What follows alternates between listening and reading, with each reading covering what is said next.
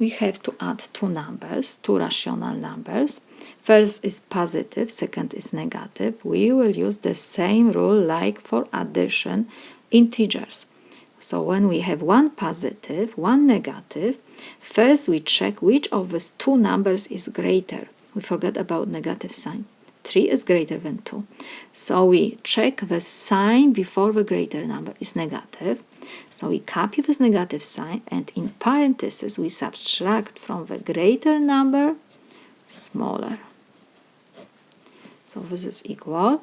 Negative sign we have to copy. We have subtraction of mixed numbers. We have in denominator 4 and 2. So we need to have the common denominator. So the common denominator will be for 2 and 4, 4.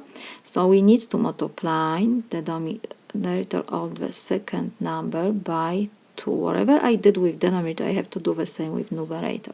So let me rewrite this one more time. We have 3 and 1 over 4 minus 2. 1 times 2 is 2. 2 times 2 is 4. So this is equal, negative sign we copy. And now we first can subtract the whole numbers. So we have 3 minus 2 is 1. We have in parentheses 1. And 1 over 4 we can rewrite. We have minus 2 over 4.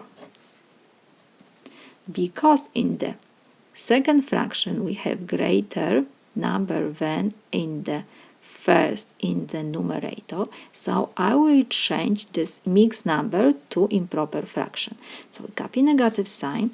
How we do this? We multiply denominator by whole number and we add numerator. So 4 times 1 is 4 plus 1 is 5. So numerator will be 5 and denominator of course is 4. Minus 2 over 4 we have to rewrite. So this is equal.